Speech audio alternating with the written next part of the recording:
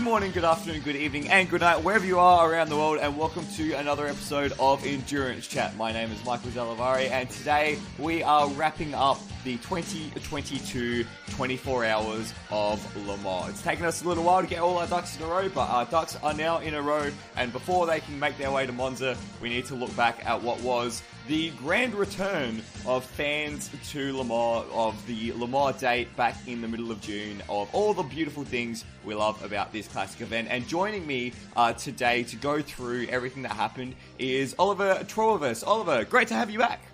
Me again. You had a pretty unique experience at Le Mans. You were trackside, which actually, for the first time in a long time, wasn't actually that unique. Yeah, you beat me to it. It was it was very well, I wouldn't say it was strange, but it did feel like I had to pinch myself as if nothing in the last 3 years happened, because it was packed like proper sardines at some point. And yeah, it was back to what it felt like, I would say, before the pandemic in terms of crowd feeling, not necessarily exactly crowd size, because I don't have the numbers, but yeah, there was a lot of energy there. That sounds awesome, and it was really something that was clear on all of the overhead shots and the driver parade and all of that. That crowd feeling really made Le Mans feel like watching Le Mans again, which was really, really exciting. How was it trackside? Whereabouts were you staying, and what was the general vibe of being at the track? How hard is it to follow the Le Mans race from the track? Yeah, it's very difficult because obviously you can't see the whole track because it's so massive. A lot of other tracks you can kind of get good vantage points to see maybe somewhere on the far side, so you can kind of keep tabs of positions and things like that. But yeah, this one, you've either got to be switched on constantly and working out what's going on, or having a radio feed. Unfortunately, our radio feed would kind of diverge from following what was going on, so we missed a lot of things, which was frustrating. Luckily, we had a screen. So yeah, a lot of places you have a screen, so you can kind of keep tabs on what's happening, but a lot of the time you're just stuck with radio broadcasts. Yeah, and whereabouts did you spend a lot of time at the track? What sort of section of the track were you staying at? So we were. This is the best thing about endurance, really, because you can go everywhere and anywhere, and it's so relaxed. So some good memories would be for Hyperpole. We were in a grandstand because grandstands are open during the week, and I think that was one of my biggest kind of memories of fan energy at Motorsport, when Nico Lapierre went provisional pole position. Yeah, wow. The cheers from the local French crowd, and then Bruno van der Stick on the big speaker. We were at the around the Dunlop curve, first corner, and just to hear the crowd all along the pit straight, it's just this crescendo, this wall of noise, and then Bruno screaming through it on the massive loud speaker, just screaming Alpine.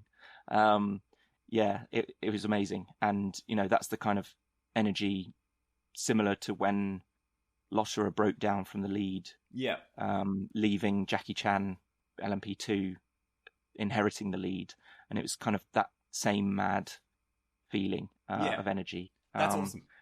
From a similar location of the track, actually. And then the rest, we went absolutely everywhere. So we usually do the start around the Forest S's, and then we go to Tetra Rouge, and then kind of do a circuit backwards. So we follow the track in reverse and stopping at all sorts of places around the lap. Just, cool. See everything. That's awesome. That's good things for me to know next year when I try and make the trek over to Le Mans. Overall impressions on the race, though. So it was maybe not the most classic of events, especially in the last 10 years that we've seen at Le Mans. But what were your thoughts on the racing product on track over the course of 24 hours?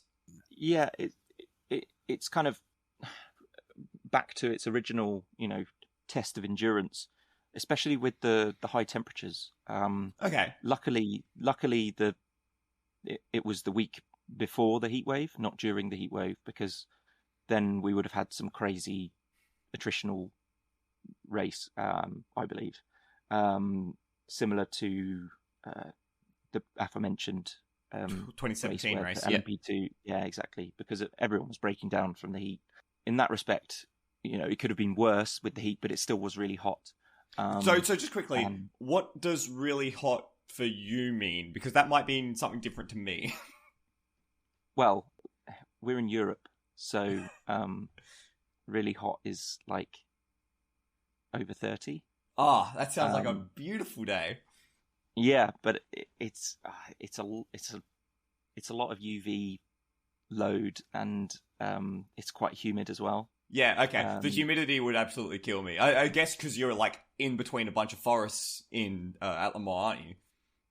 Yeah, and there are lakes and little ponds everywhere and stuff like that. So it's all, it's harder for your body to cool down. And yeah, the air's pretty sometimes a bit thick than I guess what you're used to down under. Yeah, but it's harder for the people and it's harder for the cars. So was the heat the part of the reason why we saw a bit, not necessarily a procession, but we saw less immediate on-track sort of battles because everyone was trying to manage things? Or was that just a consequence of, Le Mans sometimes? Sometimes it's like that. I think it could be that, but also it's like, I see it as like a bit of a shift away from racing each other and more like racing the race. Yeah.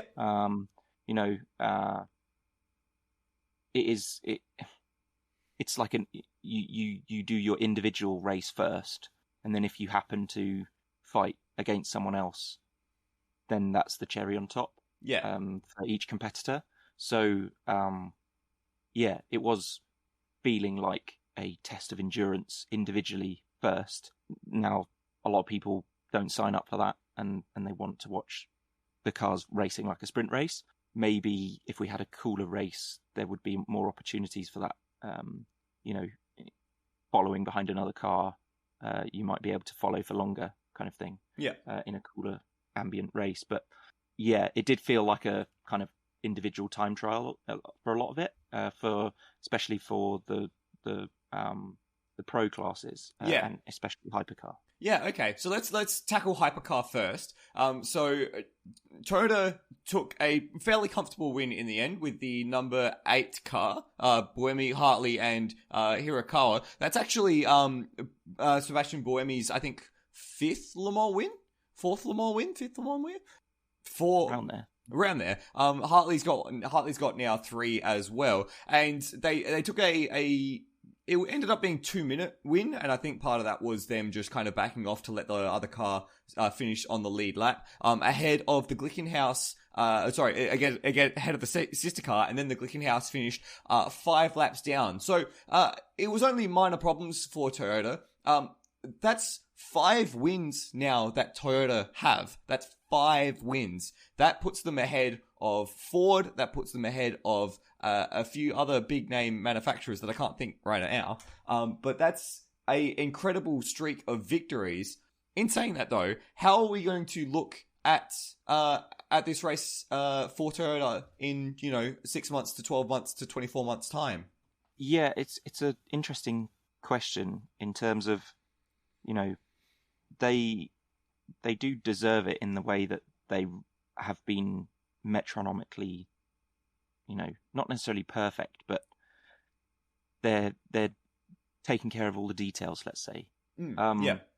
And it's not their fault necessarily that there aren't OEMs right now to compete against them. They're doing their job and they're doing it really, really, really well. And so in an individual aspect, it is remarkable what they're doing and how they're doing it and how they're going about it.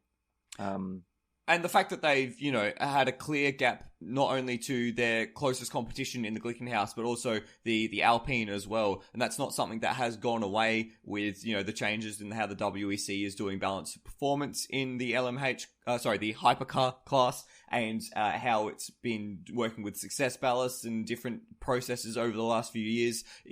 Every time we've come to Le Mans, Toyota have pulled out all the stops and they've taken a win. Yeah.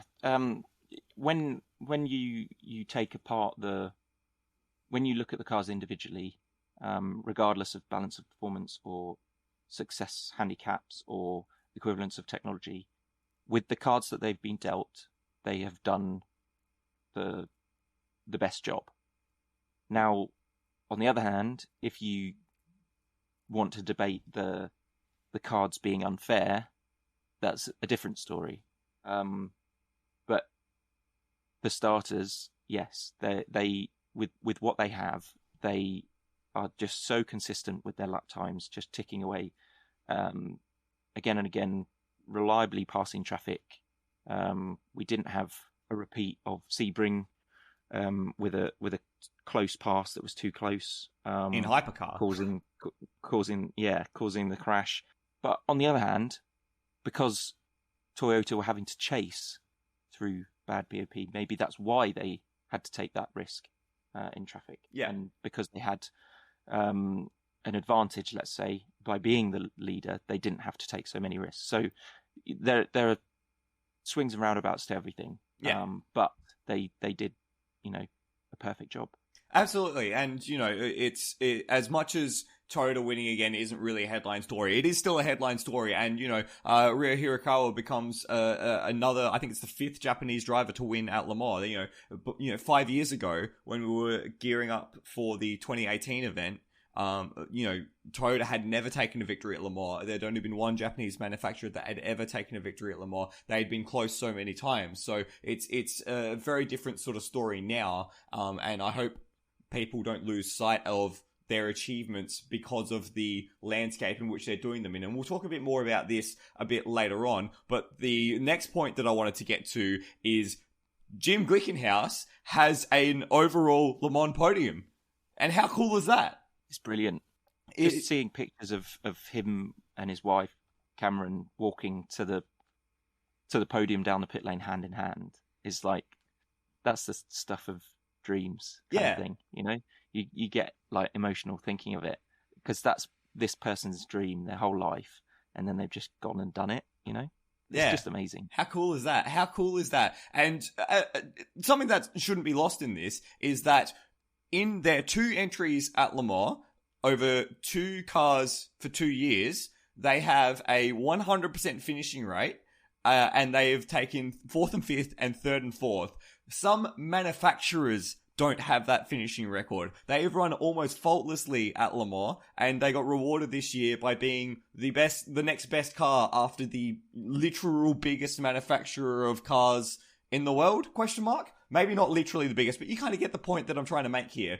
They've gone up against the heavyweights, and they were, in the end, 5 laps short. And 5 laps, we've seen Le Mans decided by more than that in the past, certainly. That doesn't make it a fantastic race, a door-banging race. But 5 laps is an achievement in itself. And, yeah, as I said, Glickenhaus has a better result at a better track record at Le Mans than Nissan does. Yeah, it is amazing. And also, you look at the reliability of these cars. So, Jim was saying in an interview on Daily Sports Car,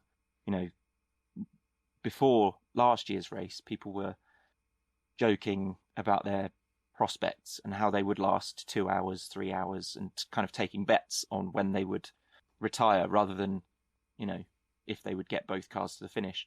And I believe they have only had, let me check the numbers. They've only had 1 car in the garage ever, for 1 time, I think. And that was the number 708 this correct. Time around. And I can't quite remember what the problem was off the top of my head, but I do know that I actually wrote that article that went up on Daily Sports Car. So, yeah, it wasn't something that was... It was a 10-minute stop. Yeah, it wasn't something that was... They've done 48 hours of racing with 10 minutes in the garage. which is astonishing. Yeah, absolutely. That's really, really cool. Briscoe, Westbrook, and Malou got the podium, and then Olivier Pla, Romain Dumas, and Luca Durrani were the fourth place car. Now, there was the third player in the hypercar battle, and that was the Alpine, who had quite possibly the worst race. It was dreadful. It was dreadful from the very beginning, and part of that was due to the fact that they had no pace at all, and that was due in part to a late BOP change after qualifying, but also they just had things continuously go wrong. They were in and out of the garage. They were stuck in the LMP2 field for a long part of the race. It was just not Alpine's race. Yeah, it's tough because they got beat on two fronts with the just outright pace, but also reliability. I think they had some issues similar to some of the P2 teams, some engine reliability issues, and they had to go into the garage to sort. And yeah, once that happened, really, their race for the overall had gone, because they needed to have a perfect race in the pits to have any chance. Yeah, it's a shame, but they weren't given the cards in the first place to go for an overall. Well, let's talk about that. They were given a reduction in engine power. Effectively, they got a larger, more restriction to the engine, which knocked off. I think DSC reported knocked off about 16 horsepower. They looked like a sitting duck in the straights, and they looked like they struggled to pass the P2 cars in the straights. You can't manage traffic if you're at that point, and they basically were left to flounder effectively. Now, why does this happen? Firstly, does that assessment match the data? Like, was the Alpine significantly hampered by that BOP change? Unfairly hampered? I only have the information for the race data. Obviously, it's difficult to compare because the way you drive your car on hyperpole is different to the way you drive your car in the race. So it's difficult to compare like for like the hyperpole lap times before the BOP adjustment to the race data after the BOP adjustment. Yeah. But in terms of what you were talking about passing other cars, their lap time consistency was a lot worse than the Toyotas. They would find it harder to pass, and we have a lot less power, so they don't have the grunt out of the corners like they used to do during the super season when they were racing as Rebellion. So managing traffic is probably the hardest it's ever been for that car. Yeah. It's down on power compared to last year's Le Mans as well. So from the outset, it was always going to be a long 24 hours for them, and unfortunately it proved it. They were on average a second slower than the Glickenhaus every lap. And every lap? Wow. Yeah, and on average 3 seconds slower than the Toyota. Wow. And, if you then normalize that by circuit distance, because, we're doing a 3.5 minute lap rather than a 1.5, let's say, for other wet grounds, you're getting to the Alpine being further away as the third chassis. There hasn't been a car further away from the front of the class since the first race for Glickenhaus. Wow. When they had their brand new car. Yeah, damn. So, for a car that's possible to go a lot faster based on its LMP1 history, for it to be put that far back it's frustrating.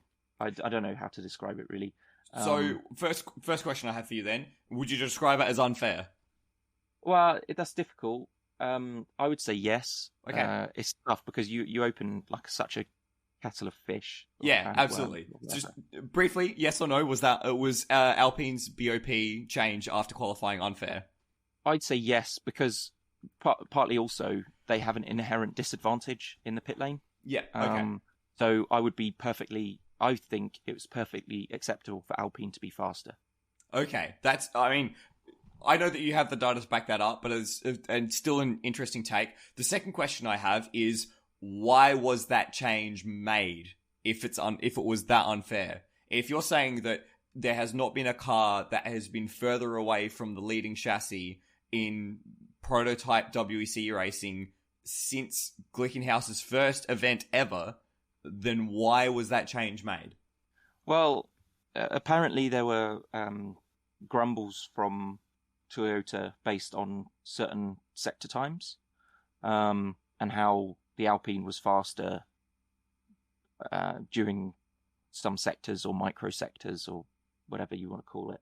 And I just call bollocks to that. Like the car is designed at a faster performance window, and some sections of the track will, play into that. Like, for example, the Porsche curves or the Dunlop curves, like that platform that the Alpine has a lot of potential in that section of the track. So I don't know the exact complaints that Toyota were having, but it also, they need to, it shows the trust dynamic between the teams and the ACO, in that the teams need to trust that the ACO are getting it right, and obviously Toyota didn't, so then they complained. And I think the ACO needs to show the resolve and, be brave to stick to their guns. Yeah. And just, not necessarily put Toyota in their place, but it's not Toyota's race. Yeah. It's the ACO's race. Absolutely. And, it's kind of going against maybe the ACO's kind of what some people would assume of them to, give the French team a hand up. Especially when it's a French team in the top class. But yeah, when I'll go back to the pit lane kind of discrepancy between the cars, because the Alpine wasn't designed for this stint energy amount that was demanded from convergence. So it doesn't have the capacity for the energy for the number of stints, so the number of laps per stint. So they were told going into it that they should be getting 12 lap stints. Now they did, but not often. Yeah. Like, they rarely got 12 lap stints. Whereas all of the hypercars, the other hypercars, so the Toyota and the Glickenhauses, were getting 12 lap stints regularly. Yeah. So if you look at the average stint lengths for a normal stint without any issues, like an early emergency service kind of stop, the Toyotas and the Glickenhauses were getting over 12 laps per stint. And Alpine could only get 12 with help. The Alpine was averaged like 11.3 laps on a normal stint. So if you then extrapolate that out at the half race distance, they've lost a stint. So they're going to have to do another stop. So they're going to have to do 2 extra stops, and that's 3/4 of a lap. Yeah. That they've just lost. So, the only way they're going to make up for that is by being the faster car, especially when Toyota are pretty running perfect. So this is my point, going back to my point, that for there to be an equitable race, there needs to be the Alpine having an advantage on track. We saw that at Sebring. It was too much. The advantage was double that on track than the disadvantage in the pit lane from the stints. So they needed to be pegged back. That's possible with the balance of performance parameters. But this was just, it was just too much. Yeah. The next question I have, and this is where we're going to leave hypercar discussion, does the ACO want an equitable race? Was that the ACO's goal? I want to say no comment, but I know I can't. You can totally say no comment. I've got a few things that I can throw into the discussion as data points if you want. Yeah, go for it. So the first point I want to make is to follow on from what you said about that car being built for LMP1. When that car was in the super season, that car did a 3:17 around Le Mans in Hyperpole. So that car was tracking 12 to 13 seconds below its peak pace, and you can't just balance a car to do that without having other flow-on problems. So that's the first point I want to make. The second point I want to make is that it would... This is kind of what I'm getting to with does the ACO want an equitable race? It would look bad for the ACO, even with Alpine being a French team, if the old product had a chance to beat the new product. They basically, you want to try and hedge away from that as much as possible. So I wonder if the ACO at some point had said to Alpine or internally, we will give them the best chance to take pole position, but we will not let them have a chance in the race. Because that's what the BOP change says to me. It says that we have given you your chance in the spotlight, and we are not going to give it to you for the rest of the weekend. Yeah, I think I'm not happy with that. It doesn't sit right with me. I think is the way to say that, because they're here to race. They're not here to qualify. That's true. We're here to watch the race. We're not necessarily here to watch qualifying. Yep. We're here for the race. So the race is the magic. And yeah, if that is the way that Alpine are treated, then they're within their rights to just not turn up, bugger off, right? They're there to race, Absolutely, and I am totally respectful for that. But they are running a grandfathered chassis in the second year of its outdatedness. What's the word I'm looking for there? So what? I find it I don't see a problem with that car winning overall whatsoever. That's Toyota's problem. Yeah. To go cry about it, Like, yeah. That's how I'm going to say it. I can get on board with that, but I think the ACO would not. And it is, as you said before, it is their event. And they are well within their rights to... they're well within their rights to hamstring one of the competitors, because that's basically what happened. And, it's a shame that this happened to Alpine. They didn't have the best race anyway. But I think last year was going to be their only real shot at it. And I'm hoping that when they return with an LMDH machine in 2024, that they are given a much better deck of cards to play with, because it was very clear from the outset that once that BOP change happened, that they would be trundling around the back of the class, and that's exactly where they were. Yeah, I think though, on the other hand, with such a empty class, now is the time where the spotlight is really shone on balance of performance, because you've got 3 chassis. If none of them are, anywhere close to each other, then you're just going to have a bit of a snooze fest of a race. Last year, there was the overlap between the Alpine and the Glickenhaus, and a lot of people say the most exciting thing at Le Mans for Hypercar was the battling between the Alpine and the Glickenhaus. That was non-existent this year. Yeah, absolutely. Even if they had, with the tinfoil hat on, deliberately masterminded those two to fight against each other for second place, that still would have been an improvement on the show than just having the discrete first, second, third best chassis. Yeah. Even if they were such a mastermind, then they've shot themselves in the foot by not masterminding it in a good way, kind of thing. Yeah, absolutely. And that's something that I absolutely agree with as well. It was kind of not a chore to watch LMH rather. Well, Hypercar rather. But I will say that if I look back at my notes for my coverage of the race, for I think it was the 6 hours that I did, I took maybe 8 lines of notes on Hypercar, because it was static, and it had been static since before I was given responsibility for coverage. So that was basically where Hypercar sat. The fastest chassis in the class was 2 seconds per lap faster than the second chassis in the class, which was a further second a lap quicker than the last chassis in the class. And so it made for a pretty static race. And yeah, Toyota took a 1-2.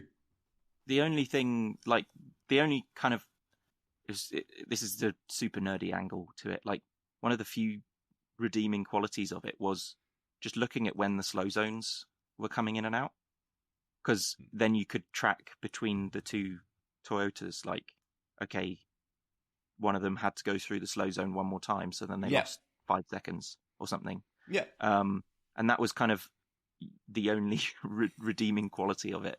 And that is, really Anaraki. One for the nerds. Yeah. Which and we are. And there's no expectation. Yeah, but there's no expectation for people to do that. It works for the N24. Yeah. Because they don't have safety cars and stuff, and there are loads of slow zones and things like that. But because there are so many entries, there's always something going on to kind of, have an easier to digest product. And then you still have these slow zone intricacies for people that want to look at it. Whereas for us at the moment, there's none of that.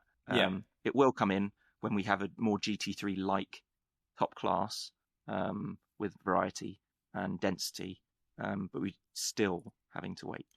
And we'll wrap around to that at the very end of the show. So that was Hypercar. Let's have a look at LMP2, because LMP2 was littered with storylines, some quite good and some quite not so good. So the first one that is, well, the headline of LMP2 was the mighty 38 JOTA Sport. Not JOTA Sport, JOTA took victory. I think it's 5 years after they last took victory, and then it's 8 years since they took their first victory in class in LMP2, which is an astonishing longevity to have in the class. They took home a double podium as well, with the number 28 car finishing in third. But on top of that, Ollie, they were utterly dominant. They ended up winning by it ended up not being over a lap. I think they lost out in a slow zone late on in the race, but they did not look like ceding the lead for the second half of that race. The last 14 hours of that race, they were unstoppable, and it was just an absolute JOTA classic. Yeah, and it was, to me, I think I got them the wrong way around in terms of my favourite of the two. And even looking at the results afterwards, I thought the third place car would be the better of the two, but I was wrong. And yeah, it was just metronomic, and that's why we now see them moving to the top class, because they are that good. Absolutely. And we were not all that impressed by their offering prior to Le Mans. I remember both of us in our pre-race breakdown of the LMP2 class, umming and ahhing about whether JOTA would have the pace, but they really played their strategy very nicely to get into a position where they could race the pros in the car ahead of all the AMs, to the point where they built a lap advantage. Yeah, I mean, looking at the amateur, the data from all the racing, from all the individual drivers, you look at the silver, Roberto Gonzalez 28. 28. You look at the silver for the 28. He's faster than some of the platinums. Like, his average lap times were faster than Will Stevens, who was one of the fastest, if not the fastest, in the sister car. So who is the 28? Had Oliver Rasmussen, Ed Jones, and Jonathan Aberdeen, and I think it is in fact Aberdeen who is this silver. No, it's Rasmussen. My apologies. Yeah, so it's confusing with silver and platinum because they look very similar, but Rasmussen was a very platinum-like silver, let's say. Which makes it even more confusing, because his lap times were pretty good. Yeah, and then in fact, second fastest silver driver of the event, just behind Bent Viscal. Yeah, and Roberto Gonzalez, he was pretty solid. I think, let's say the bottom of the top third of silvers. Yep. But on the other hand, he did his job. And then it shows you how good the JOTA outfit is to turn like a regular silver into a race-winning package, especially considering how in the last 2 seasons there's been this real super silver, kind of fake silver, breaking the system, cheat code kind of angle, where the only way you can win the race is by having a driver that doesn't fit the mold of the driver mold kind of thing. Yeah. So it is remarkable how in this day and age of that you can get a guy like Gonzalez and wipe the floor with everyone. Like, yeah, it's really cool. It is pretty impressive.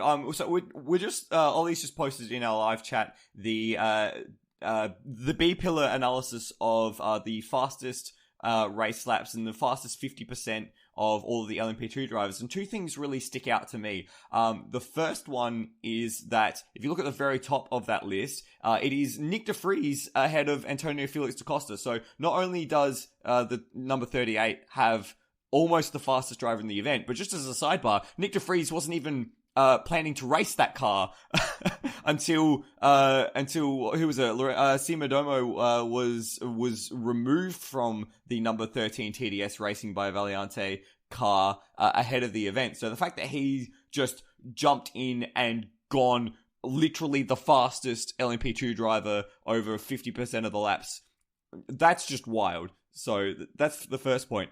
The second point, if you look at those silver drivers in, what is this, the top half of the field or the top third of the field? The ones that are there are your podium getters, effectively. You know, Oliver Rasmussen is on there as a silver. Will Stevens is on there as a silver. Nicholas Croton from Cool Racing, they ended up finishing in 11th overall, which is 7th. Will Owen in the 22 United car, they ran into problems, but, you know, Will's on that list. And then Bent Viscal, who was driving one of the Pro-Am cars, so obviously that car ended up nowhere. But, you know, those super silvers, the ones that we're talking about, ended up propelling their teams to good results.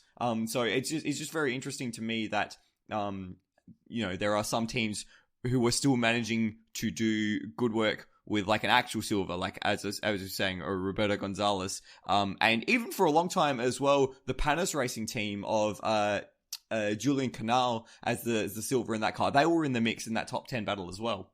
Yeah, it's good to see a local doing well at his circuit that, you know, he literally grew up around and owns a business within the confines of. Yeah, it's pretty cool. We'll talk a bit more about Panis in a sec, but let's just cover off the rest of the sort of top group in LMP2. So Prema ended up taking 2nd place ahead of the number 28 JOTA machine. TDS, we made mention Nick de Vries being drafted into that car, turning it from a car that would be lucky to get a Pro-Am podium into a car that just missed the LMP2 podium, which was quite a sea change. And Team Penske rounded out the top 5 with Manu Collard, Dane Cameron, and Felipe Nasser. Nasser and Cameron, of course, being confirmed as Works Porsche drivers for next year, which is quite exciting for them. Of course, they were going to be, they're part of the Team Penske setup. Quite an interesting mix in that top 5. Of course, no one expected TDS Racing to be in there prior to the event. Team Penske were an outside shot, but you know, what are some of the teams that are missing from that top 5? Yeah, it's really interesting because I was kind of sleeping on Team Penske. You know, I wasn't. They haven't been doing so well in the normal WEC rounds compared to the bleeding edge of the class. But yeah, there are lots of teams that kind of fell away. Unfortunately, you've got the 31 WRT. You know, that was they had a real opportunity. There was the 41, with the big names on debut in P2s. Yeah, I think you could really answer that question by just saying WRT. All three of those cars for Team WRT had problems. Two of them were involved in a first lap contact with the number 22 United car, which United as well would be another one that I'd throw into the mix as, having a problematic race. Their top car finished 10th overall, which was 6th in class, so it would have been the next one down. But they didn't have a clean run through that field. And yeah, the number 31 car, the WRT car, was the only prototype retirement from the race. Yeah, it was kind of remarkable, that reliability when you look at the start, how physical the race was and could have been. What about that first lap? I mean, you don't win a 24-hour race in the first lap, but for WRT and for United, you certainly lose it. And, with both the 31 and the 32 getting involved in that bit of contact and basically clamping on the number 22 car, that was three cars in the people's top fives, our top fives, that were in the gravel at turn one. I get that it's exciting, but that's just a bridge too far for the first corner of the race. Yeah, and I guess it shows the naivety maybe of some of the newcomers into LMP2. Yeah, they have a lot of endurance background for the WRT stable of GT3 drivers, but they kind of, shot themselves in the foot there. They could have lost. They had not much to gain there, but a lot to lose. Yeah, and they all lost. Yeah, They all lost. All of them ended up having problems, and that's two very big teams that have basically shot themselves in the foot at turn one. What about looking a little bit further down the Inter-Europol competition? Both cars only just outside the top 10, behind the Panis racing car. Actually, let's talk about the Panis racing car. That car overnight was very much in the mix on pit cycle to be somewhere around the top 5 come daybreak. And then they had a problem which saw them hit the wall at Mulsanne. I'm pretty sure it was Nico Jamin at the wheel at the time. Man, how frustrating must that be to be, the lead French team in your French race at that point of the race where you've gotten a podium the last 2 years and to throw it all away with one mistake. Yeah, that reminds me now, saying at Mulsanne, because I was there. You were there? Okay, how did it look like from your perspective? Well, the car hitting the wall woke me up, so I didn't really see what happened. And then the car was just facing us like 10 meters away in the barrier, and then I was too preoccupied seeing myself on the big screen to work out what was going on. Okay, well, I'm gonna go back at the stream and find that exact moment now. Yeah. It might be quite easy. That took a long time though, because it was stuck. Yeah. So they needed to get the Manitou kind of to lift the car out of the gravel, out the wall. I think, did it have front end damage? It had front end damage. It made light contact with the wall. It was like properly in the wall, like in the tyres a bit. And it took a while for it to be lifted out. The marshals needing their morning coffee, I think, because it was around sunrise. It was I think maybe 4 or 5 a.m. local time, and they were in third at the time. So that's what I was saying. They were working. I was tracking who was in the cars at that point in time. They'd actually done a lot of running with Julian Canal, with the Am driver, so they were actually working their way up the sort of hierarchy in that respect. So it was very unfortunate for them. And that really highlights though the dynamic of LMP2 racing, where you have these silver drivers who aren't professional and can make these mistakes, and it is maximizing the potential and output of this specific driver, and part of that is no mistakes. So you might have a slightly slower driver, but if they don't make mistakes like this, they're going to be overall faster, because you keep the car clean, you give it to your pros, and then the pros do the rest. Well, in this like case, we mentioned with JOTA. Yes, absolutely right. But in this case, Ollie, it was actually one of the pros. Jamin has a gold rating, and that's who put it in the wall. I thought it was Canal. No, it was Nicola Jamin. Well, that's embarrassing, isn't it? Yeah. And as I said as well, that car has had a podium in the last 2 Le Mans events. So it was, quite I was really pulling for that team. So it was unfortunate for them. They ended up dropping down to 15th in class and managed to recover in the end to 16th overall, which is 12th, which was, not anything to write home about. Let's have a quick look at Pro-Am, because this was actually quite interesting overnight. Led for a long time by the number 44 ARC Bratislava car at the hands, funnily enough, of Bent Viscal, who was the fastest silver driver of the event and was setting an average lap time faster than the likes of Job van Uyter and Oliver Jarvis. So, yeah, that was quite surprising. They ended up dropping back because of an oil line problem, I think. So not just because of Konopka's installation into the car, but they did actually run into a problem. It ended up going the way of Algarve Pro, which was quite surprising. It's the number 45 car, which ended up winning the race ahead of Nielsen Racing, and they actually had a little bit of a tussle towards the end as well. Pro-Am, how easy was it to follow the Pro-Am fight from the track, Ollie? A lot of the time it just gets lost, yep. To be honest. It's difficult to follow because a lot of the time, because it isn't a full fat category, it's not talked about that often. Whereas if it was its own proper category, then it would be more concentrated on in terms of the graphics on the screens and the people talking about the radio. So you kind of got to only wait until there's an hourly update for you to know who's where in Pro-Am. So in that respect, it was very difficult.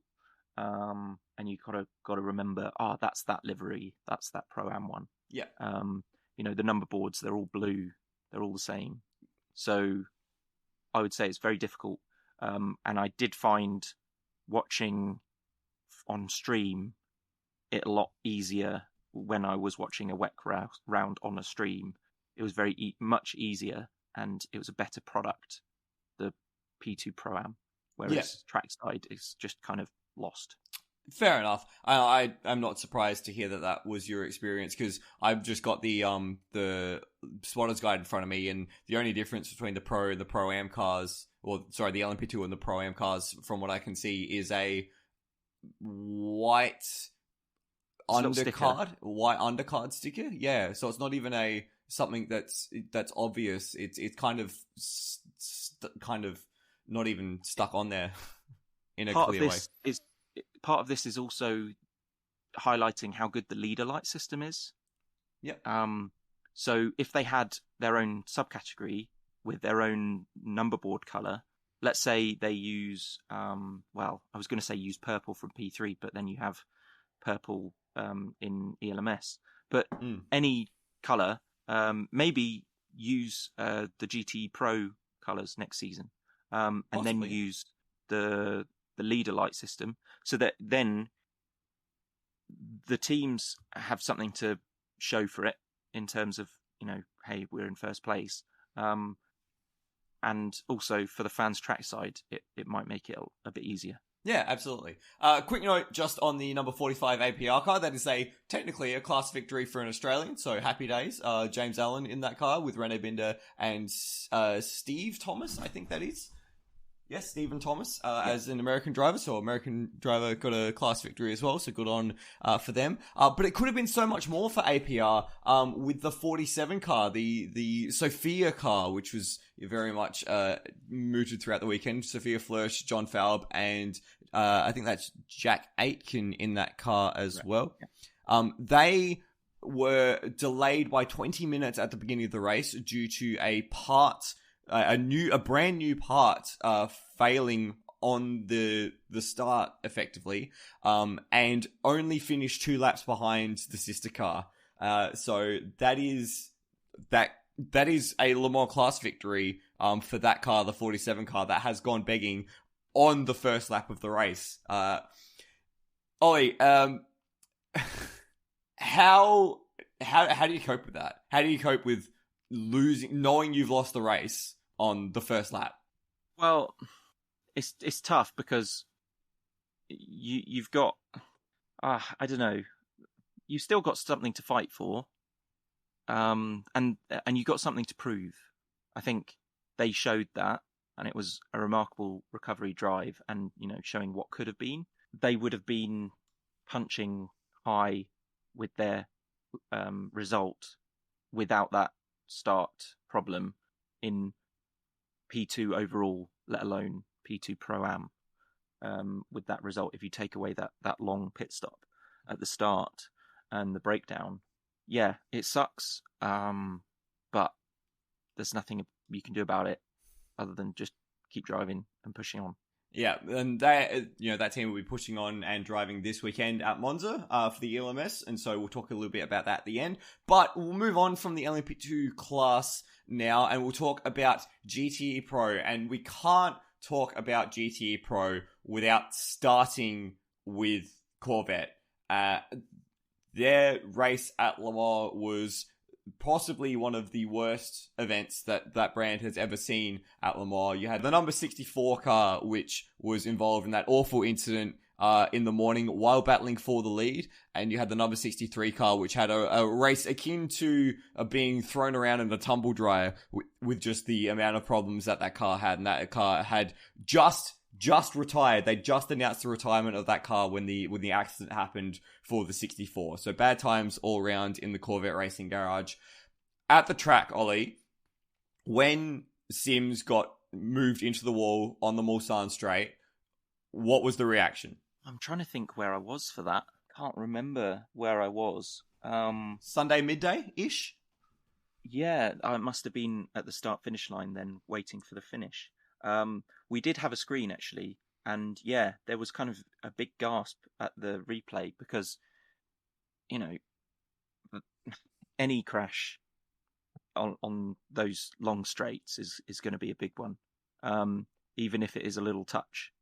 So, yeah, sucks to see a wreck like that, even from just a small touch. Yeah. Let's kind of go through the chain of events as to what kind of happened there. So you had the battle between the number 64 and it was the leading Ferrari. I think it was the 51 Ferrari at the time, which was separated by 2 seconds. So they'd been, slowly getting closer. The Corvette had been reeling them in over that stint. Now, on top of that as well, you had Francois Perotto in the number 83 AF Corsa car trying to pass, I think it was one of the Pro-Am cars with the Pro-Am driver at the wheel, and I'm pretty sure it was John Falb, actually. APR, yeah. Yeah. So it was John Falb behind the wheel of the car at the time, and they come out of the first chicane on the Mulsanne, which is the Daytona chicane now for some reason, and GT car takes its normal line. That's fine. John Falb goes to the inside to pass the GT car, and because he's been held up slightly, Perotto gets a fantastic run and goes to pass Falb. Now, Falb's quite far off to driver's right, so the gap is in between the two cars. And, we've seen this happen in multi-class racing before, when you have a battle trying to pass each other, interacting with traffic. That's where things go wrong. We've seen it happen in the Porsche curves with, funnily enough, another Corvette, Marcel Fazler, getting moved into the wall after contact with Satoshi Hoshino. We've seen it on straight lines. I think it was Matteo Vaxiviere making contact with Pierre Caffer in a Rizzi Ferrari. And in this instance, all it was Falb moving slightly to the left, which moved Perotto slightly to the left, and there was contact between Perotto's rear left corner and Sims' front right corner, and that sent the Corvette into the wall, and that was all she wrote. It was, a millisecond of miscalculation, and it's written off a chassis. That being said, that does not change the fact that it put the Corvette out of the race, and it was quite a terrifying accident. Now, what happened after that is something that I think showed a lot of heart from Perotto and from the people at Corvette. And I want to talk about that first. Firstly, Alex was all right. Alex Sims was all right, and he was fine. So that's fantastic. And then once Perotto got back to the garage and stepped out of the car, did you see this was this broadcast on the screens? Did you actually see this interaction happen? I did not see it. I have still not fully seen it. I've seen short clips of it. I haven't seen the passage in full. Yeah. So what basically happened was Perotto was absolutely shaken coming out of the car. He knew that he had made a big mistake. He did not come out of the car looking like he'd had a great time. He took 20-30 minutes to sort of compose himself, and then went to the Corvette garage and apologized for effectively ending their race. And firstly, he went with Amato Ferrari, the AF in AF Corsa. Now, firstly, to be able to go and do that and to stand up and say, I have made a mistake and that has put you out of the race and I am sorry, that's fantastic from Perotto. The response that he got from the Corvette garage was equally classy. You could very clearly see, I'm not sure who it was, but one of the female team, she looked like a team director or an engineer or something like that, basically patting Perotto on the back and saying, like, it's okay, we understand, thank you. And, you know, that response was universal throughout the Corvette garage. So I think that from Corvette, as well as what Perotto did in the aftermath of that, were two very, very good things, and were covered off greatly by the commentary in that as well. It's not the first time we've seen big accidents at Le Mans with teams and drivers negotiating traffic, and it won't be the last. But yeah, it was just good that no one got hurt. Yeah, I think there's a lot of sportsmanship to learn from the interaction, and I think it adds a little interest to the whole history of the gentleman driver, and how, you know, it puts the gentleman in the phrase gentleman driver. That's a great point. These people, they aren't professionals, and they make mistakes, and, you know, it's how you respond to those mistakes as a life lesson. You know, there are going to be kids watching the race, and, you know, it was prime time for people tuning in to watch it. So for people to learn from that interaction and, you know, stand up to your mistakes and failings and facing them head on is great to learn from.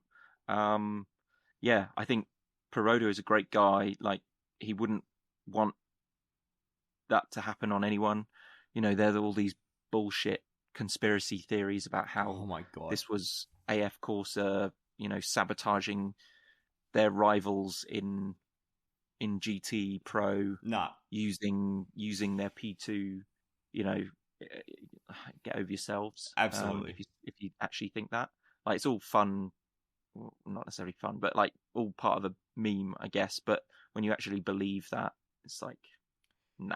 Yeah, and no way. It had to happen to Corvette as well. This, you know, the big controversies that we've had as a subreddit community have always been because of Corvettes, and not saying that this is because of the Corvette, but one thing I want to comment on is the fan response, specifically in our Discord server, in the r/WEC Discord server, and on the subreddit, was, for the most part, appalling. It was disgusting. I actually had to walk away from it for a not insignificant amount of time, because I could not wrap my head around the amount of people saying Perotto should be banned, he should be disqualified, he should be ripped out of the car and never set foot on a track again. This guy has literally the most consecutive starts at Le Mans of any driver currently active. He is a stalwart of the WEC. He has raced against Corvette in multiple different championships.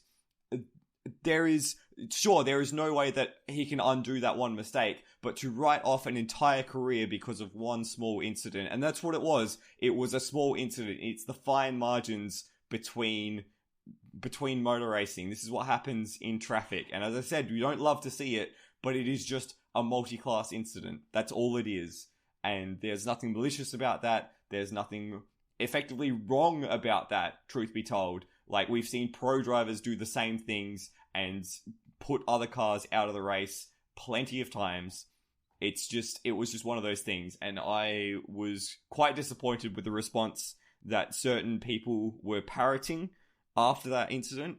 And I think they should have a look at how Pareto acted and the team acted, Corvette acted, and take a leaf out of that book and get over themselves. Yeah, for sure. They aren't, acting in the real world, whereas what we saw on TV was. Yeah. Okay, I've had that rant now. That's fine. Corvette double DNF, real to return to that point, that is a real shame for a program that has been a stalwart of GTE-Pro and has taken victories in GTE-Pro, and quite dramatic victories as well, over the course of the life of the class. And for them to end their GTE-Pro plight at Le Mans like that is not what you want to see as a racing fan. I don't think. Corvette's one of those big names in GT at Le Mans, and that's not... You don't want to see anyone end their race like that. Yes, but it did add to the narrative. To have to have the press release of the 63 go out and retire, and then as you're reading the press release, have the crash that kills the sister car. It's like, please. You can't write the script like this. If someone did write the script, they'd be told off for being too dramatic. Yeah, this is some Game of Thrones shit. But OG Game of Thrones, not the last season. Yeah. Exactly. It was quite heart-wrenching in a quite a tough way. We'll move on from Corvette, as hard as that was. There was also a race in GTE-Pro. It didn't feel like it sometimes because of how spread the cars were out on track. It looked like it was going to be Porsche's race to win very early on with the number 92 car, just stretching away at the head of the field. And then they had a dramatic puncture for Michael Christensen coming out of Mulsanne corner. Not sure whether or not he'd run wide because of the puncture, or the puncture was caused by him running wide, because he did make a mistake on that set of tyres very early on in his stint. But it basically wrecked the whole front end of the car, and that was the 92 going from a almost assured victory to a long time in the garage. And it just kind of showed how quickly the face of the race changed, because at that point, Ferrari, who'd been nowhere, were leading. Yeah, it was very strange. So I think I would describe this GT Pro edition as like a tortoise and hare kind of round. Yep. Where for the Corvettes and the Porsches, you would have one car that was a lot faster than the sister car. And so maybe they were having the slower car kind of positioned to match the lap times of the Ferraris that were slower at this round. And then you'd have the two faster cars go at each other. The 92 had the pace throughout the whole race. Quite dramatically, yeah. Yeah, and it was remarkable for them to then have it thrown away. Maybe that was too aggressive on a setup as well. Like we saw with punctures at Daytona years ago. It can also be driving style, car setup, or a defect to the tire, which is horrible to see. But also, the driver can run through a gravel trap and puncture a tire or compromise its structure, or can lock up several times and create a flat spot that's a weaker spot. So it sucks, but maybe they could have been more conservative with their aggressiveness all round. Yeah, I guess it's one of those things, you know, you want to win by the smallest, safest margin, right? You want to make sure that you get to the end just, and you don't want to push everything too far and too hard. And maybe that's just what happened with that stint in the race for Porsche, because it was a bit of a scrappy stint from the off with the number 92 car. If I recall correctly, they had just been given some bad luck with the slow zone, so they had been brought back to the Corvette versus Ferrari battle when they were pitting. So they were basically a pit stop ahead of that battle, but when they had to pit, they would come into that battle, and that's where Christensen made the mistake on his first set of tires, was being stuck in that battle, trying to pass, make a mistake, locking the tire, and then it happened 90 minutes later where that tire let go. Whereabouts were you when that happened? You were telling me earlier that you heard something go. Yeah, so we were for sunrise at Mulsanne Corner, and then decided to leave about 2 minutes before that happened. So we were about 50 meters away from the track, but behind trees, so we couldn't see the track. And then we heard something on the radio that a Porsche had broken down or had a bad puncture, and that unfortunately Radio Le Mans mixed up the two Porsches. Oof. So for the rest of the day, I thought it was the other Porsche that had the puncture. So I was very confused as to what was going on. And then, yes, I did see the video replay on my phone later. I did hear a car going slow, but unfortunately, yeah, I didn't see it. It was quite impressive. I don't think from our spot we would have seen it go, though. But we did miss as well the one in GTE-Am go shortly after that as well. And that was also a Porsche, if I recall correctly, wasn't it? I think it was the green Ferrari. The Ferrari. The Iron Lynx PRA Ferrari. Yeah, I remember that one. So Porsche ended up taking the victory anyway with the number 91 car, and they did it through effectively just running a clean second half of the race. It looked broadly that the Ferrari, who were leading quite effectively after Corvette's issues, just didn't have the same pace in the warmer conditions in the sunlight that it had overnight. It didn't really have anything to fight with. You've looked into the numbers a little bit, Ollie. Is that something that you've seen as well? Yeah, so I think that the eventual winner was potentially driving to the pace of the Ferrari. Okay. And part of this kind of theory is backed up by their stint lengths compared to the Ferrari were longer. Okay. So maybe they could do some lift and coast where the Ferrari couldn't. So they had the opportunity to eke out another stint where the Ferrari would have had to take the extra stop. So I think that's potentially one angle of why they were more comfortable as well. Because the gap at the line was 42 seconds, which is approximately a pit stop, which would put your theory pretty closely to where that race ended up. I'll take that. Nicely done. I'm looking at the graphs that you posted in our live chat, which I'm sure will appear on a sports car engineering blog later on in this weekend at some point. Hopefully. Fantastic. And what I'm seeing is that really, if you exclude the number 92 Porsche, the Corvettes were the next best car in the class, that number 64 Corvette. And so it's a real shame that ended up having the crash that it did. What about the number 74, the Riley Motorsports Ferrari? How did they do? Well, it was poor, but there was kind of no expectation from them, I guess. Yeah. In terms of Hyperpole, I would have had more expectation from them from their star drivers, but in terms of race long setup and strategy, not so much, because it was a kind of not necessarily last minute, but it wasn't on par. Yeah. With and it highlights how high quality these GTE-Pro outfits have become, or have always been. Their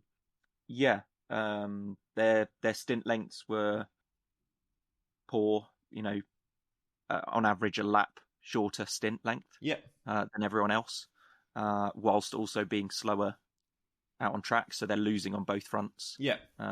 Having to do more pit stops and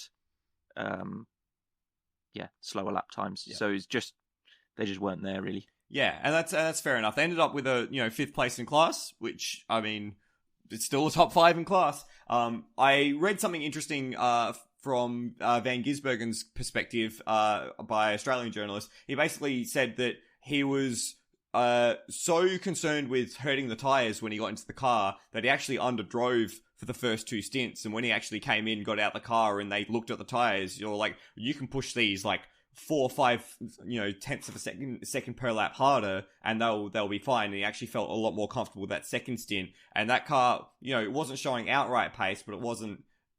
I mean, effectively it was nowhere, but it was not nowhere. They were only about a second further back on average lap time than the other Ferrari, or half a second even. If you don't know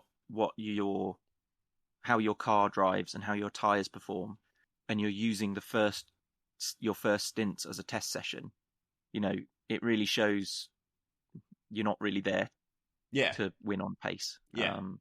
And their result came from reliability, let's say. Yeah. I'll just, add the caveat to that comment, which is a fair comment. That's Van Gisbergen's first GTE drive ever. So he's done a fair amount of things in GT3, but not in a GTE car at night with those tyres at Le Mans, with faster traffic as well to contend with. So I'm... Yeah. And the car, I believe, I remember an interview from the owner. They didn't really have much running at all in the week running up to Hyperpole either. So they kind of, didn't really have much testing going into the event. So that's why the expectations were low. Yeah, and as well, you look at the AF courses and the Corvette racing and the Manti Porsche, and you come in basically underdone already, and you look at how much work they're doing, and you're like, well, of course they're not going to do well. We were quite hopeful with our assessment that they could get a podium. Yeah, just a little bit. GTE-Am was a pretty interesting race in terms of how the driver stints were managed, particularly overnight. It was something I had a lot of fun graphing away overnight. But as it shook out in the morning, it was the number 33 TF Sport car, the Keating car. Keating finally has a win at Le Mans that doesn't get taken away from him, and I am much happier for it. Himself, Chavez and Marco Sorensen taking home the win quite comfortably in the end. I think they had a 40-second gap over the WeatherTech Racing Porsche. Now, of all the Porsches that were racing at Le Mans, I was not expecting the WeatherTech one to be the one leading the way overnight. That was a surprise to me. Yes, until you look at the driver performance results. Yeah. Because they have a rather ridiculous bronze driver. This was the thing that I did not quite pass when looking through the entry list. Thomas Merrill, as a bronze driver, he's almost a super silver, but he's ranked bronze. You've just sent the picture in our live chat. Ollie, do you want to go through with this, or do I get the chance to yell about it? Well, when you have your bronze driver nestled in between Nicky Team and Nick Cassidy, you've got a very good performing driver. This is based on their fastest 50% laps. It's unreal. It is actually unreal. Looking at that list of drivers, Merrill is pretty solidly on the halfway point of the first page of the driver analysis by the B pillar that we're using again. Let's look at some of the names that Thomas Merrill was faster than. We're including drivers like Mikkel Jensen, Tony Vilander, Combe Ledegar, Vincent Abril, Giancarlo Fisichella. Imagine a bronze driver having a faster 50% lap time average than a former Formula One driver who's been racing this car for years. This is absurd. This is actually absurd.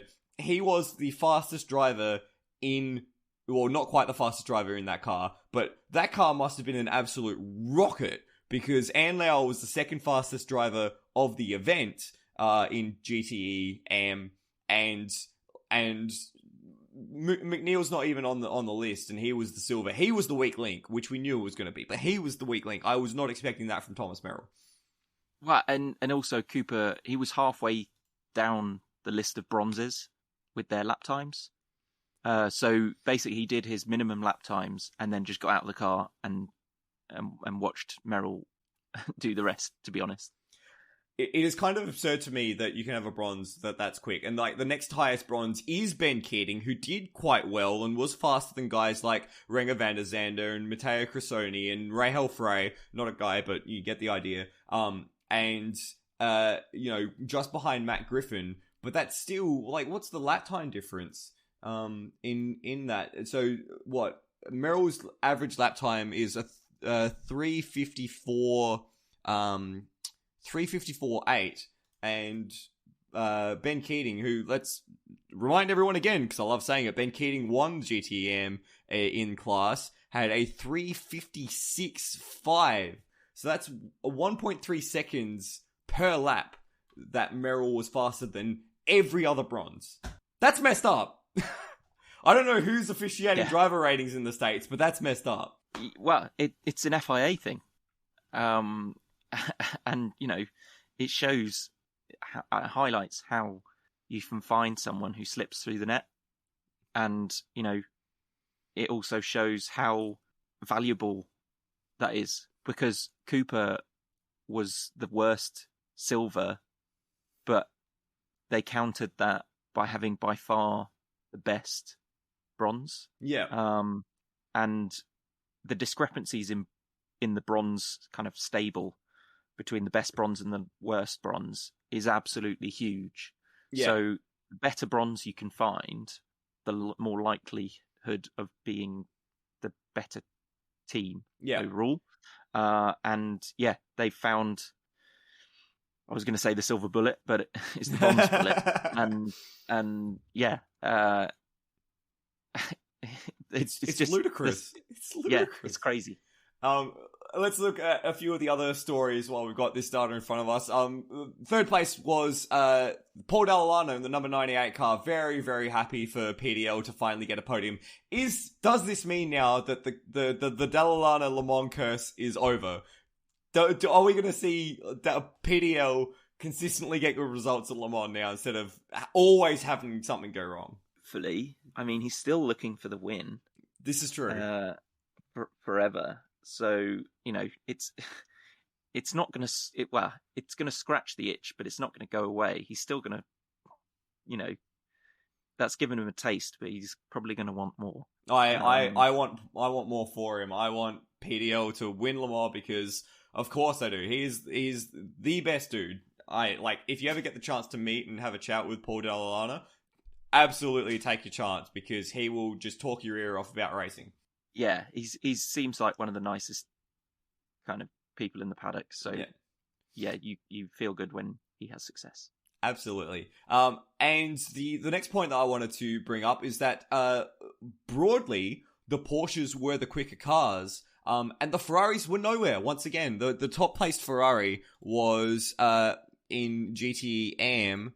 Let's have a look here. We're looking at the number 54 AF Corsa car, the Thomas Fleur, Francesco Castellacci, Nick Cassidy car. And that finished in fifth place, sixth place. So the entire top five was either the Aston Martins or the Porsches. And yeah, AF Corsa, Iron Dames, Spirit of Race, they were just all didn't look to have the piece.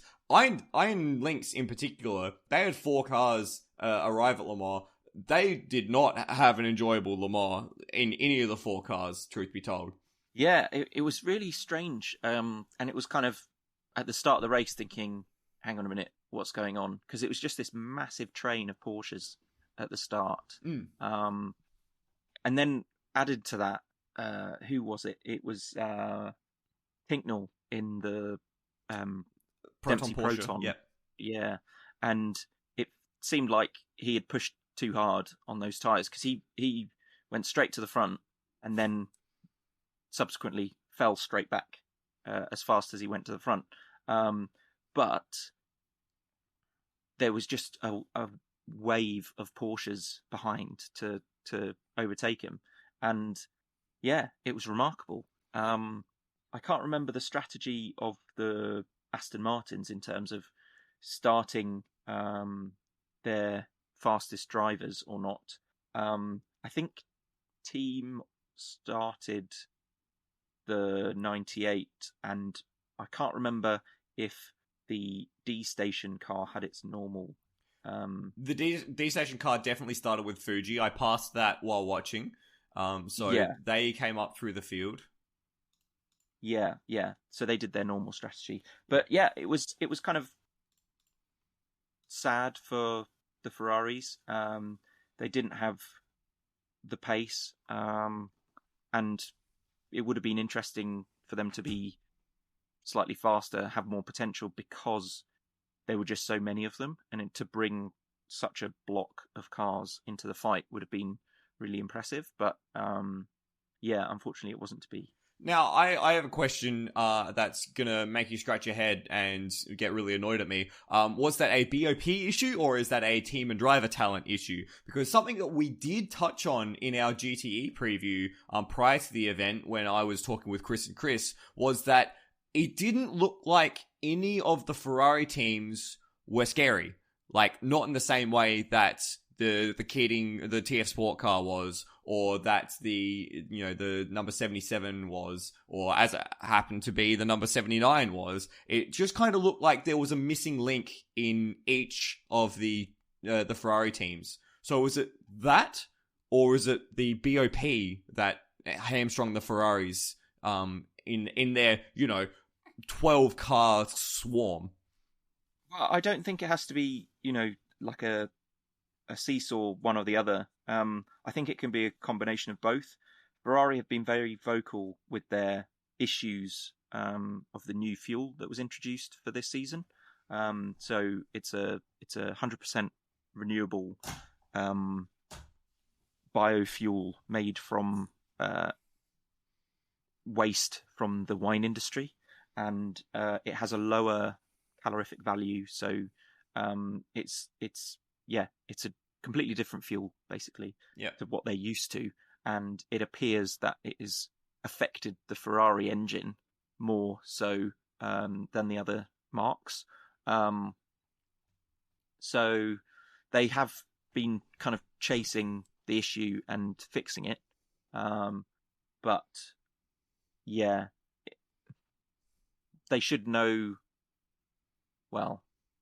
they should know better by now after the first few rounds of how to, that's from the team, but also from the ACO running the BOP, to fix that. But also, Le Mans so different to the other circuits. That's true.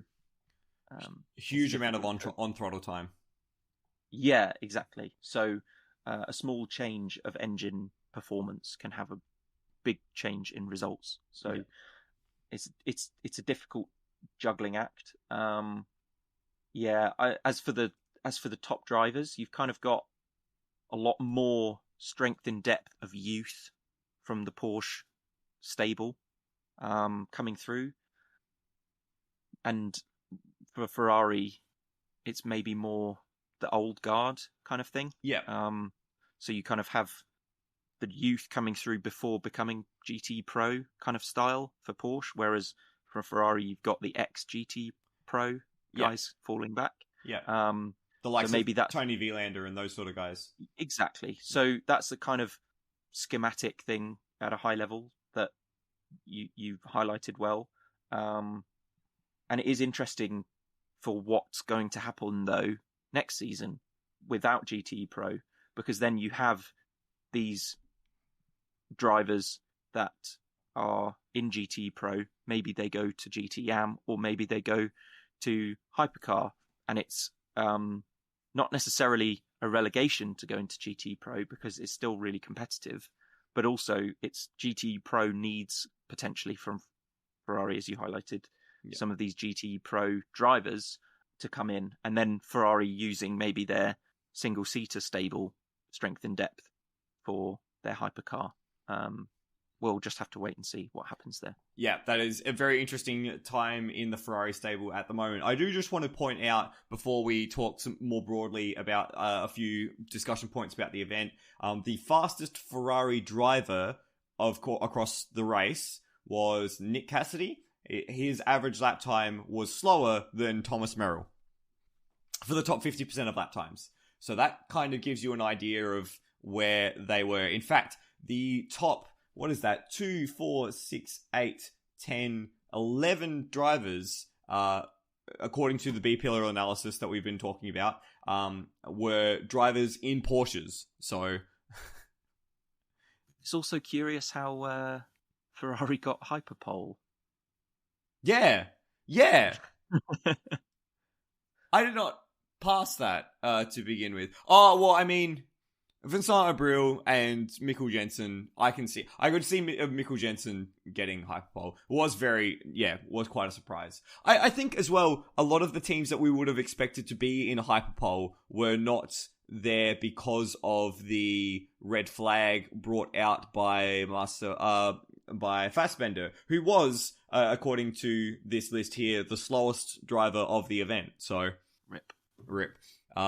Starting point for Fassbender, though, so that's fine. He's still got years to get to the level that he can still go. That is GTE-Am. Now, Ollie, I just want to have some broad discussions with you as we close out this. We've gone from 90 minutes, so we're actually doing pretty well on schedule here. So the first one I want to talk about, we touched on this a little earlier on. It is the Le Mans event with the most finishes in history. We had, I think it's 53 cars finish out of the 62 starters, which makes it also the most starters in history. And it's the highest percentage of finishes of any Le Mans event ever. What are your thoughts on that? It shows the strength of the teams running these cars. You know, we have had some little teams in P2, let's say, that have kind of had problems. We had a Legier in P2 that didn't have a gearbox crap itself. But yeah, it's brilliant. I think people unfortunately watch for crashes and things like that, but you know, for a purist, it's really nice, and for someone who likes the spirit of the sport, it's really good to have this lack of attrition and to watch all the teams cheer as their cars cross the line. To have more of that is always good. Yeah, absolutely. A few retirements that we did have were broadly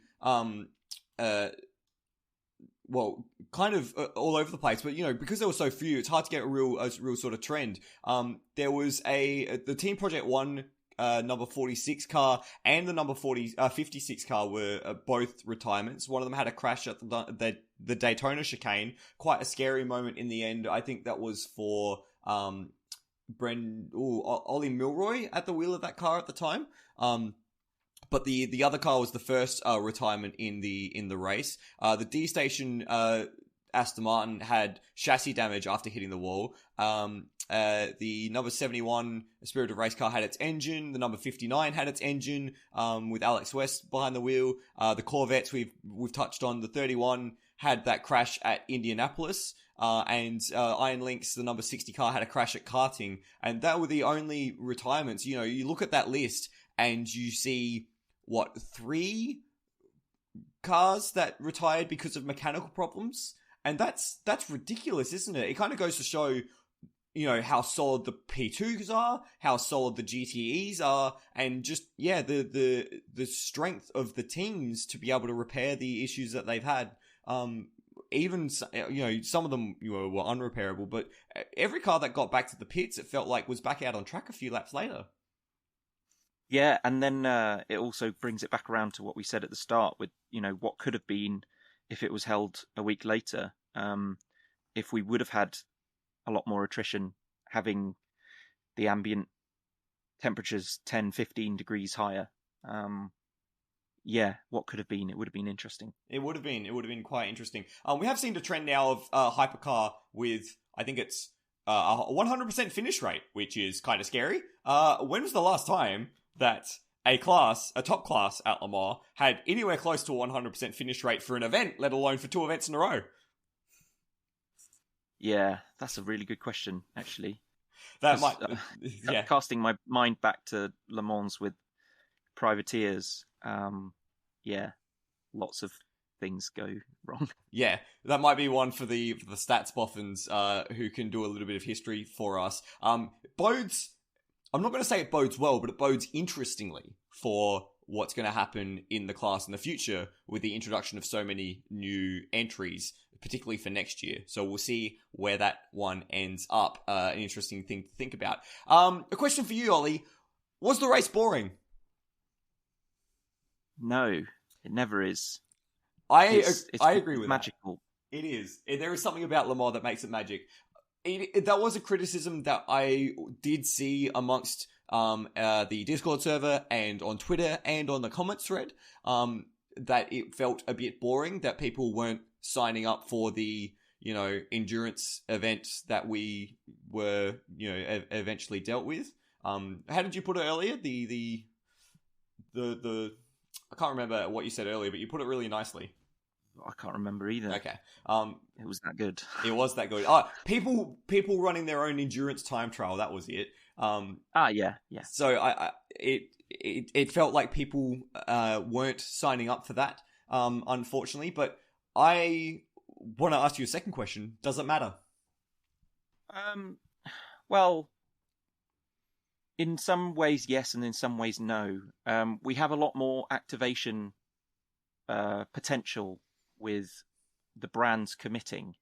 So there's a lot more buzz around the top class and about the 24 Hours of Le Mans that a lot of people might have been tuning in for the first time.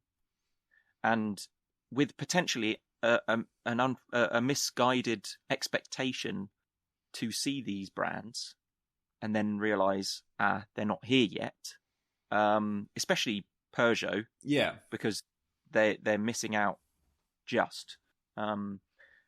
So they're coming in the next round. But yes, I think there might be some people who have tuned in for the first time and have kind of been turned off by it, having expectations. Because, you know, when Ferrari announces they're going to Le Mans, it's like, oh, people signing up, you know, I need to watch this, and then thinking, where are they? Yeah. So hopefully there aren't people turned off from that. And I'm kind of, you know, making up in my head. But I do have a worry about that. But you know, it is a magical event. Like, the more you look into it, the more you can find. And if you're willing to find enjoyment, there is enjoyment there. Yeah, that's something. That's the best way to describe it. Absolutely, that's something I always say to people who've maybe not had the best experience watching, or is expecting something a bit more, you know, feverish on track. Is that the best thing about Le Mans is that there's always a story, and it's not just one story, it's 62 stories, and it's not just 62 stories, it's 186 stories. You know, every driver, every team has their own story of Le Mans, and to me, I just love watching the event, the cars lapping around Le Mans, and it doesn't. To me, as someone who's obsessed with this, it doesn't actually matter if it's boring on track, because I still find enjoyment picking apart those stories. I know that that's not necessarily the most accessible thing for someone trying to get into it for the first time, but it kind of, especially for a new motorsport fan crowd, the new crowd of motorsport fans is what I'm trying to say, who have been brought into the sport through watching Formula One, watching Drive to Survive, watching other documentaries or other media. It is a very much a different flavor. So for some people, they'll enjoy that flavor. For some people, they won't. And I think that's fine. Yeah, for sure.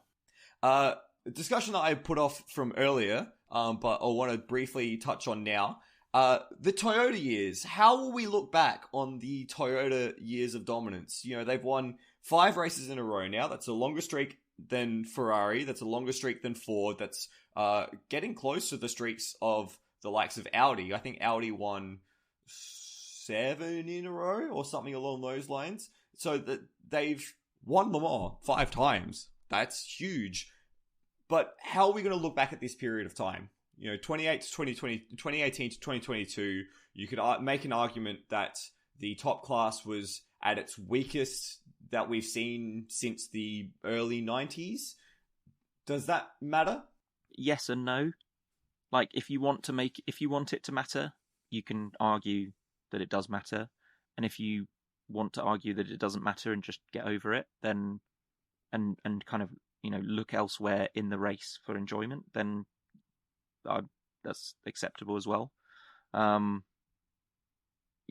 There's arguments, there's narrative where you want to find it, and there's that you can argue that if Toyota had competition, they would have been pushed harder, maybe, or more competitive competition, and they would have had more reliability problems, or there would have been someone faster than them. Or you could have said, I don't see anyone being faster than Toyota right now, because they have the that record. Yeah, they have proven against competition that they have a fast car and a reliable car. Yes, they have had some embarrassing failures in front of millions of people watching, but also they have had amazing strength with millions of people watching.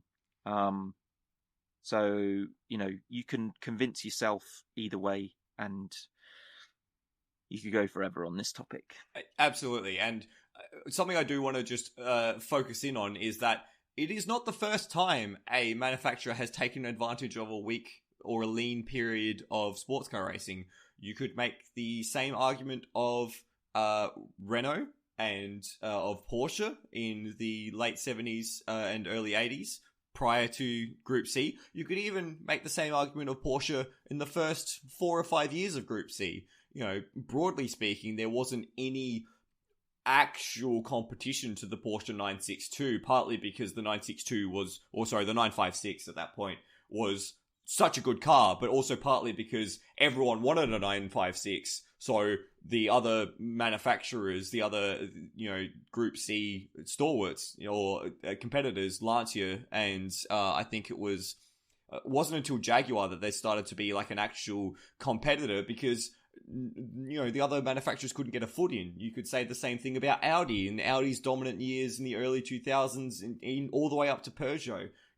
These are teams that have taken advantage of their dominance, and that's what Toyota's done. They've been the only car that has been reliably able to be fast at Le Mans at the peak, and they've done it 5 times in a row.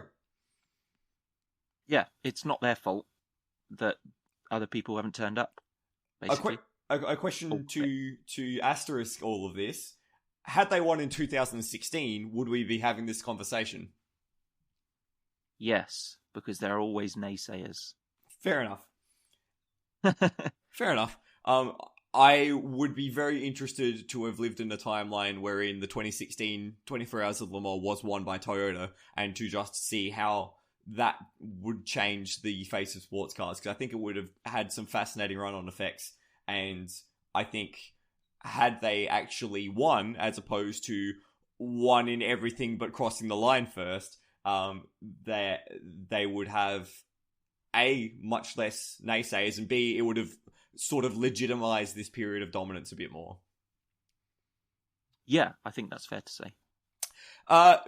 Final quick wrap-up bits about Le Mans. First, the one I really want to talk about was your bike trip, Ollie. We briefly mentioned it in our prototype preview, your 24 hours to Le Mans. Just tell us a bit about that as we look to wrap up. Right. Yeah, I don't know what to talk about really. Let's go from the start. So how did it start for you? You got off the ferry and then what? Rode my bike. That's pretty much it.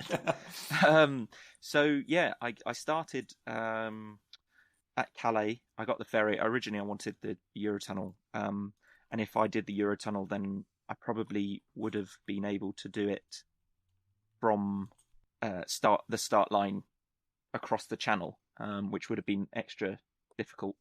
But it is what it is. I took the ferry, and at around midday on the Tuesday, I set off through northern France, and 24 hours later, I was in Le Mans. So yeah, it was a difficult challenge. I was riding into the wind for almost the full time, and there was some heavy rain, but there's nothing I can control other than pushing the pedals. So I pushed the pedals. There were times where I wanted to stop and rest, but then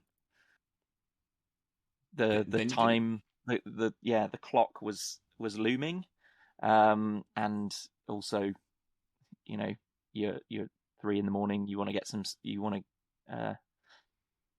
get some rest, but then you start getting really cold. So one way to fix that is to move your body.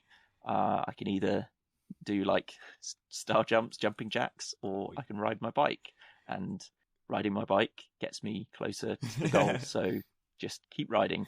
So I had about 5 minutes of sleep, and cracked on for the rest of it. Yeah, so I've actually found your ride because I've managed to come across it. So just for some stats for everyone at home, it was a 417.4 kilometer journey that you managed to complete in 23 hours and about 40 minutes that you arrived at Le Mans? Yeah, I had 21 minutes to spare. That is quite an impressive achievement. I've got to say, that is one of the more crazy things that I've seen anyone do. You ride 420 kilometers in about 24 hours. That's really quite impressive. Yeah, I didn't know. I can't remember what was the first time I thought of it. But yeah, I thought it was kind of quite nice, the symmetry of kind of two of France's biggest pastimes. Yeah. Of cycling around France and cycling around the clock. Well, yeah, going around the clock and pushing yourself around the clock. So it was amazing. France is beautiful. There were parts that were. It was really eye-opening, the difference, because it's the first time I've been abroad in several years, and so the differences were really turned up to 11, and you're kind of hypersensitive to little differences. So like just the sound of wildlife, like birds, was so much louder, it felt like. And at night I was seeing like wild boar running out in front of me out of the forest and stuff, and it's like a lot more connection to nature and wildlife there. The landscape is beautiful. The roads are a bit weird.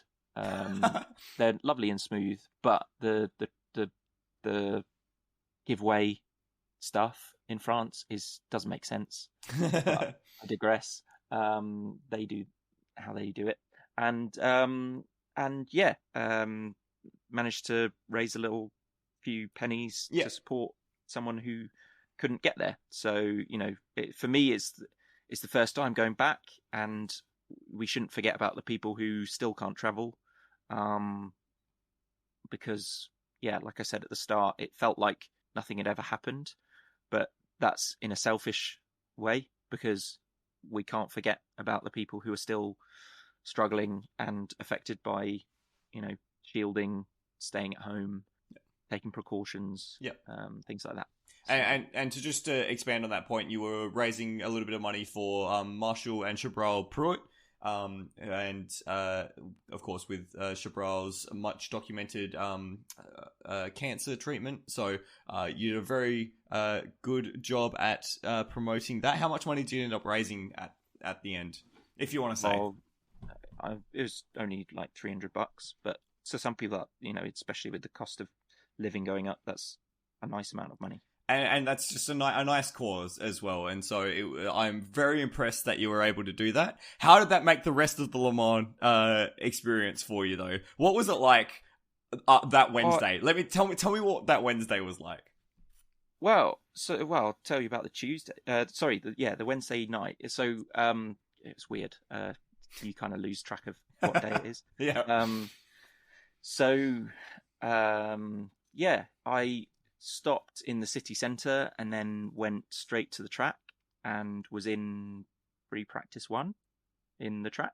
And that was kind of surreal, because I had the kind of emotion of being able to do a 24-hour challenge, and then the wave of emotion of finally being at a racetrack again after 2 years or 3 years. That was amazing. And then we had an absolutely stunning Airbnb place that happened to be previously rented by teams. So like the guest book was signed by like the GR Racing team, KCMG's team from P2 days and things like that. When they won in P2? Yeah. I can't remember. I think they won in 2016. Was it 2016? I think it was before that, but I'll need to check. Okay.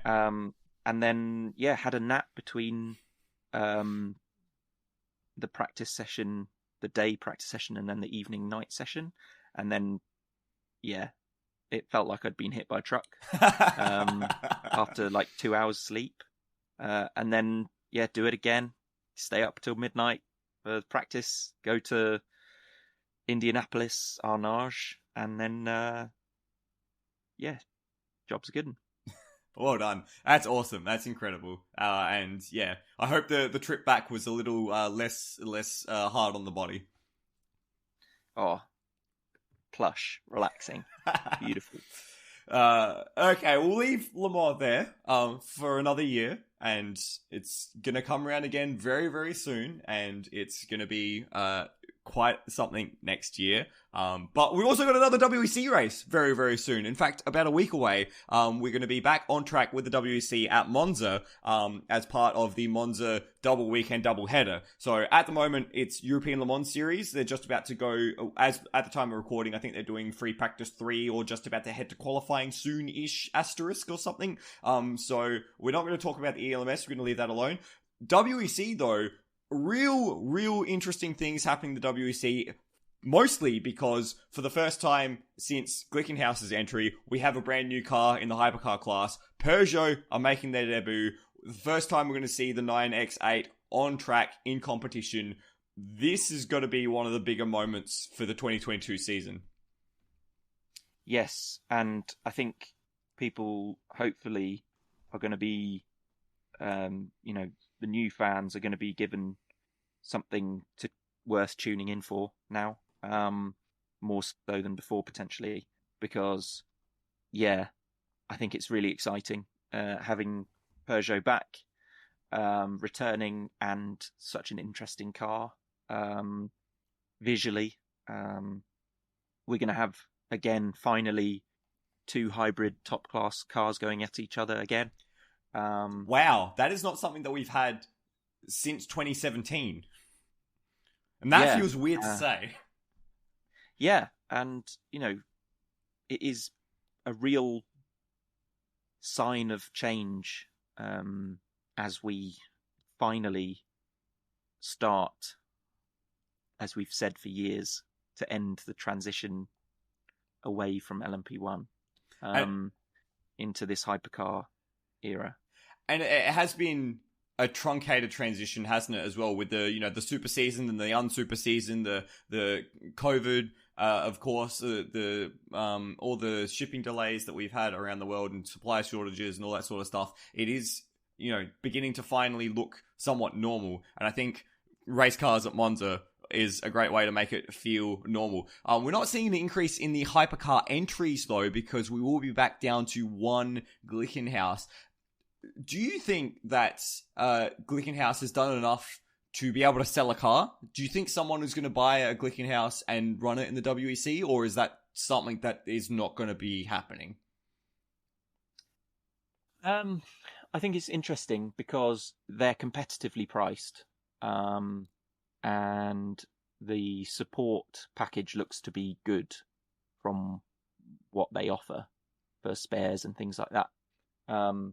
If you want to have you invest and have your car run by Yoast, that is there for you to do for a few million euros or dollars or whatever currency you have too much money in.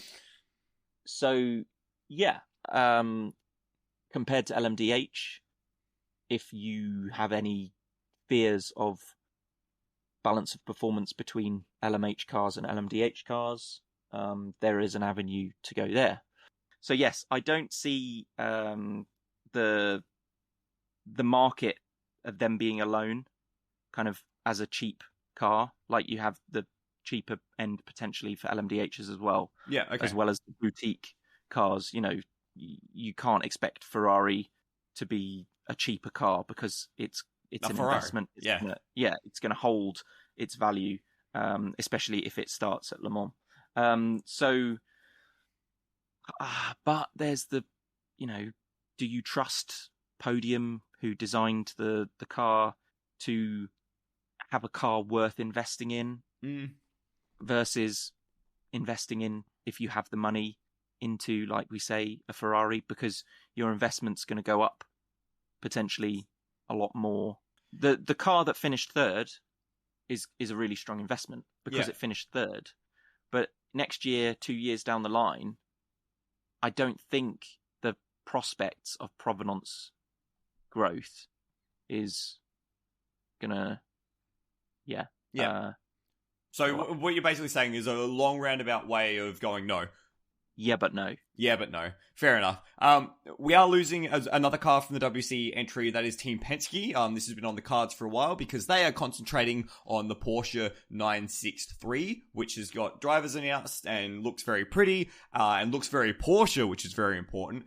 That we might see that car at Bahrain, maybe, perhaps, but that will depend on a lot of things falling into place nicely. We won't talk about that now because that deserves a lot longer than the 30 seconds that I want to spend before this podcast hits 2 hours. Monza, though. Monza is a track that is very similar to Le Mans in a lot of aspects, particularly the long on throttle time and the reliance on minimal drag and still high speed cornering. Who do we see being strong at Le Mans? Monza. At Monza, you're right. It will be it'll be interesting because we've just come from a circuit that has those similar characteristics, and it will be interesting to see how Peugeot racks up against them. It will be a good stress test on their powertrain and brakes and everything. So I don't know though. safe bet. Go with Toyota. Well, see, I was thinking the same sort of thing, but last season, when Glickenhaus had the opportunity at Monza, they led for a not insignificant amount of time and were in a position to take something from that race until they were afflicted with problems. So is this one that Glickenhaus may have a chance at beating the giant that is Toyota? Well, I think so. They have maybe in the same respect of how Alpine were kind of given with the BOP at Sebring their win. It might be cynically a case of we'll gift Glickenhaus a win. That's at very Monza, cynical. That's and very we'll kind cynical. of hide it. We'll hide it in the respect that the car's designed for Le Mans. The car has good straight line speed, so they'll be good at Monza. We'll see. That's very cynical, Ollie. It's very cynical of you. That is only next week. It is very short turnaround. It's probably one of the shorter turnarounds post Le Mans that we've seen in quite a while. And then we have the summer break. So we will, the season break, I guess, where we won't be back until, I believe, it'll be Fuji, which is the next round after after Monza, a whole 2 months away. So we've got quite a bit of a gap after Monza, and yeah, it'll be interesting to see what the top class of prototypes looks like then, because it's happening thick and fast. Ollie, thank you very much for joining me this evening. Or this morning. For having me. As always, thank you very much for listening, and I hope you've had an enjoyable time. And actually, before I properly sign off, I want to say thank you very much for everyone who was here as part of the Le Mans weekend, in terms of in the Discord server, in the subreddit, and who listened to us as well, who engaged with our content either through cross posts onto Formula One or other subreddits, or who were listening to the podcast, who came in and joined us for a live pre-race show. It's always the best part of doing this is being able to interact with so many people and to have so many people use what we put together, whether that be through this podcast, Endurance Chat, or through what we do involved in the RSSWC subreddit or on Discord, and to have a good time. It's really amazing that so many people are still finding all of these things for the first time and are still finding so much use out of them. And it's a privilege that I have been able to be in that position to be able to share this passion with so many people, and it always blows me away. So thank you to everyone who was a part of the Le Mans experience here at RSSWC and with Endurance Chat. And I hope that we continue, that you continue to stick around, and that you continue to find enjoyment out of us, and we continue to make your race viewing experience a better one. And on that note, I've been Michael Zalavari. Thank you very much for listening. Peace out!